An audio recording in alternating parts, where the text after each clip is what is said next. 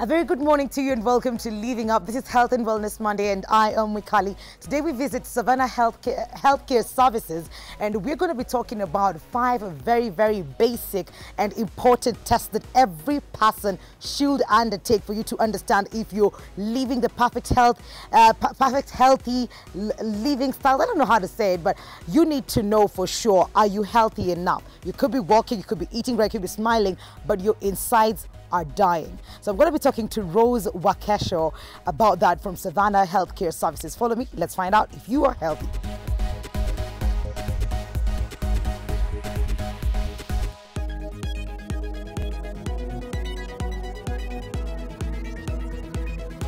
Thank you so much for having us, Wakesho. Welcome. It's very interesting that we go on our day-to-day lives without taking time to find out if our body is okay or not. And as long as you're walking, you feel you're fine. Yeah. Until you walk into a hospital one day, you're told everything inside you is failing. So there are a couple of tests that we should be taking as human beings, just to find out if you're doing okay. And I'm here to find out what those tests are. We have 5 tests that we do.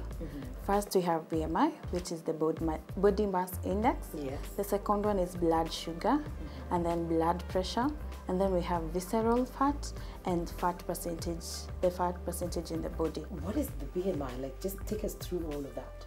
Body mass index is, as I've earlier said, it's the measurement of your weight in kgs and height in meters squared.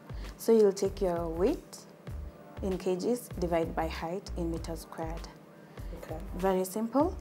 Some of us usually ignore that part, and it's very important because you're able to know whether you're underweight, overweight, obese, normal weight, or obese. Okay. Yeah. The normal we have in the BMI, we have classification. We have underweight. Okay. The underweight, the BMI should be below 18.4. 18.4. This is after you've divided the height and the weight. Okay. Yeah. The weight and the height. Oh, the weight and the height. Yeah. Yes. And then we have normal range. The normal range is between 18.5 and 24. And then we have the overweight, which is 25 to 24.9. After overweight, go to the obese. Yeah. Class 1. Obese class 1 is from 24.9 to 30. And then we have class 2, which is 30 to 34.5. And then over 40 is obese class 3, which is very severe. Yeah. Someone in obese class 3 is not even able to move from one place to another. Wakesho, we've come around people who are very tall, and I think that because they're very tall, they can get away with having a bit extra fat in their body. Yeah, it really matters.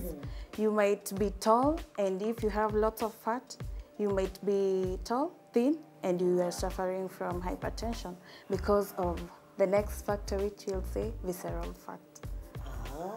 Yeah. Interesting. Now, talking about fat, what is visceral fat? Visceral fat, this is the fat mostly around the vital organs.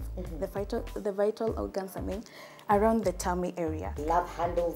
Yes, the love handles. The love handles are not love handles anymore. Yeah, they should go. Okay. The pancreas and the liver. And that fat is bad because it hinders absorption of insulin. Hence, people with a lot higher levels of visceral fat suffers from type 2 diabetes. And we also have ranges for the visceral fat. Okay. For men it's 0 to 10, and for ladies is 0 to 12. So that's what is allowed? Yeah, that's what is allowed. Anything above that. So if you're a guy and you're like 12? You have a problem. You need to work out to go to 10 and below. Oh, okay. And for ladies, it's usually higher because we ladies are curvaceous. Yeah, we are curvaceous, and we are given that allowance of the 2. Yeah, very interesting. When you look back, I want to take you back to our parents and our parents. What are we doing wrong? What we are doing wrong right nowadays is basically the way we eat, our relationship with food. Most of us nowadays usually take a lot of fried foods. We can't do without pizzas. We can't do without ice cream. Yeah. We can't do without fries. Yes, that's a disease right there. And all those affect our bodies and our nutrition. Compared to those people, our grandparents and great-parents, cassavas and sweet potatoes, and herbs. And herbs. Yeah. And nowadays, yeah. Oh, this one is not good for me. This is so old-fashioned. No, we need to change that mentality. Okay. Go back to how we used to be. Yeah. Going back to nature, basically. Yeah. How do you go about measuring this visceral fat? Visceral fat and total percentage fat. I have a machine there that will help us. I hope later. Yeah, I can get to do that. Please, I'm just going to talk to my producers. Please do not put this on air, but I'm going to try and find out. And find out how you're faring. And all you have to do is just step on the machine? Yeah, just step on the machine. I'll set your age, your gender, and your height. Okay. Yeah. So what are the major tests that people need to check? The major tests that people need to take. Number 1 is your blood pressure.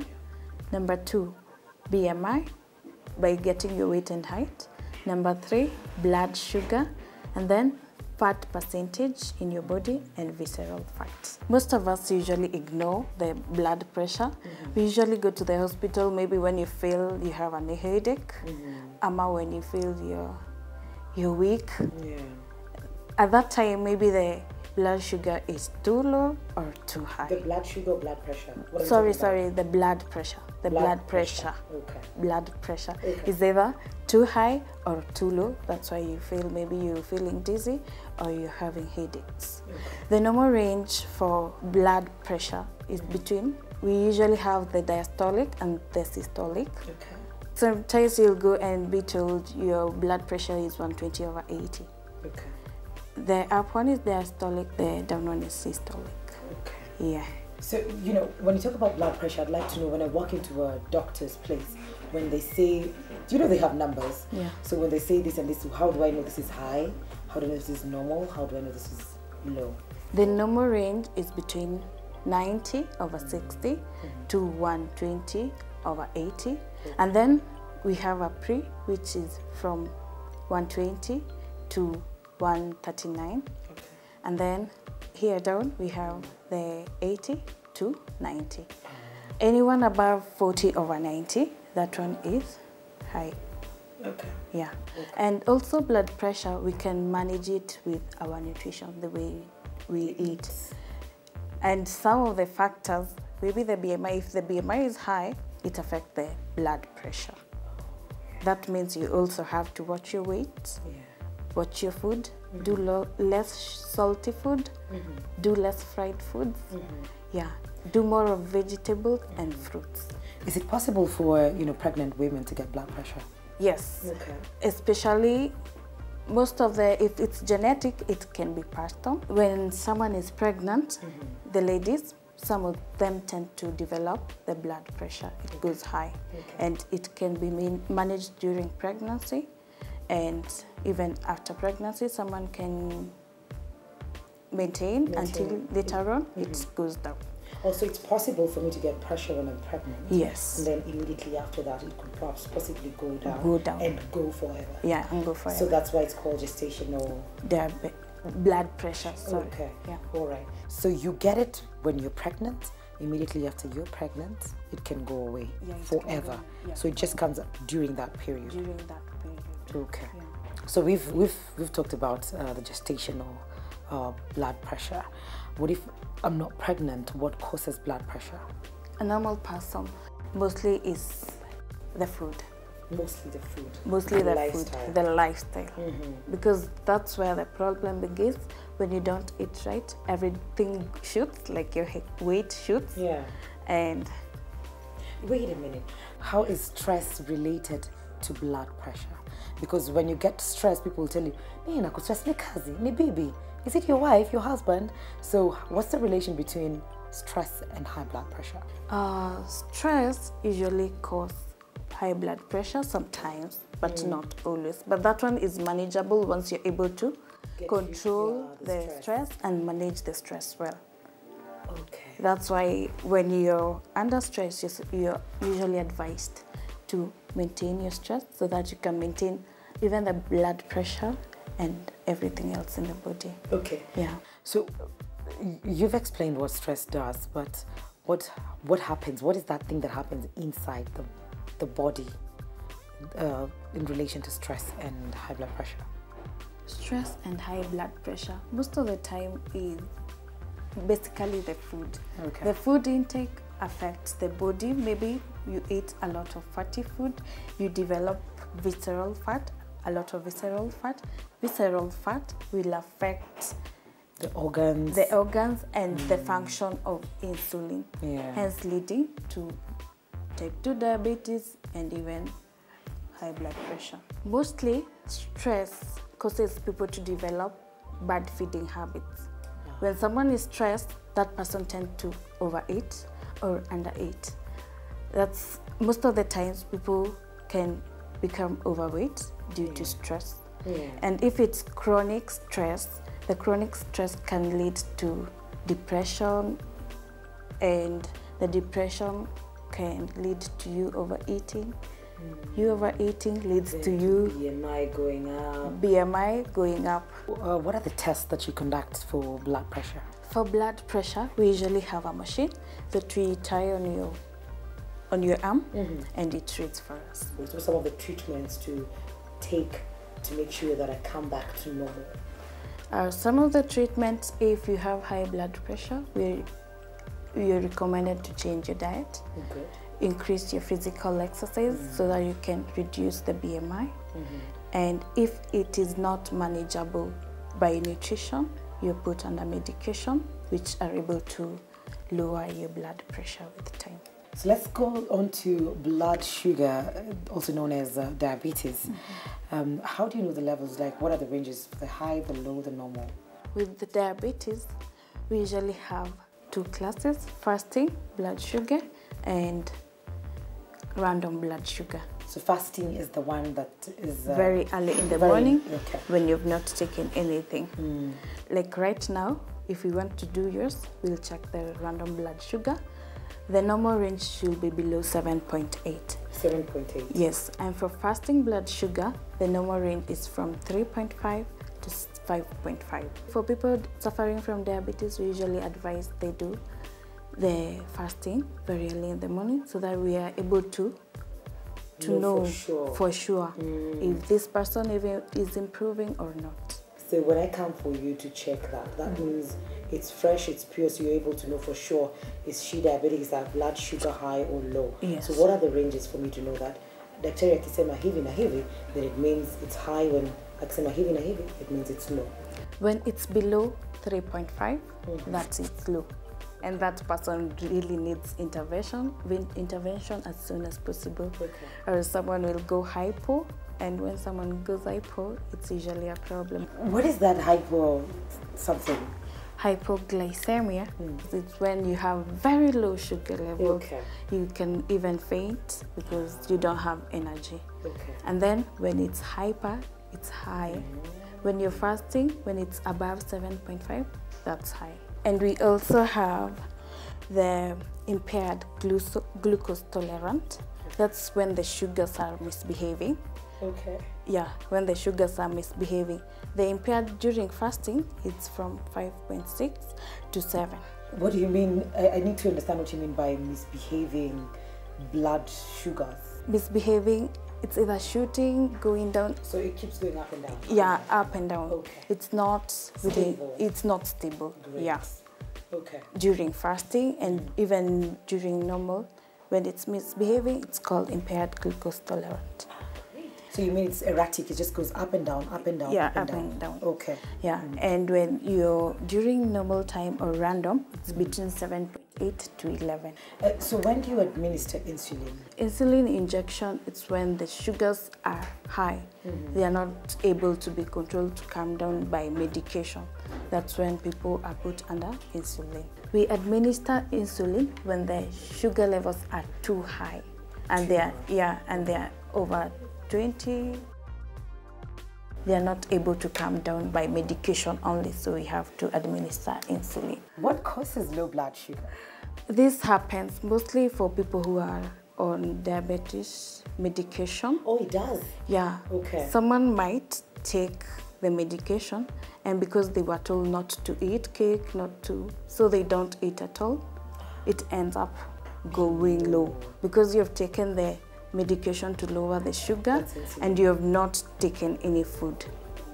Yeah. So Hence, food is important. yeah, as much as you're doing your medication, you should take your food the healthy way. What is the high and low of visceral fats? For ladies and men, it's different. We have charts for different, and for different age groups, we have limit. So it can't, all the groups have different fat percentage that is required for that person. Age groups? Yeah, age groups. Like we have from 20 and below, 21 to 25, the difference of 5, yeah. All right. For men, above 10, because the normal range is between 0 to 10, and for ladies, above 12. That's over because the normal We're given an extra 2. We are given an extra 2 because of our body. Curvaceous and many. Okay, interesting. You know, I've met underweight people who want to gain weight. Is it possible? Is it something that is doable without going the unhealthy way? Yes, it's very doable. For underweight people, we come do an 24-hour recall as well, because I have to know how your eating plan is. Yeah. Who you live with, where you work. Maybe your work hinders you from eating. Maybe the people you live with. Some of those things affect your food intake. Okay. After gathering that information, I'm able to know what to do to help that underweight person gain weight. There's a hope for them. There's Most of them hope. don't actually think that there's no help, so they end up eating a lot of fatty foods and that brings us to the point where you say that you can be skinny but still have visceral fat because you're busy ingesting all this fat, and just because it's not showing on the outside doesn't mean that it's not building up in the inside. Wow. Yeah. After getting the details for that underweight person, we're able to plan a diet for that person. Even if you want to gain weight, you are going to gain weight the healthy way by eating right.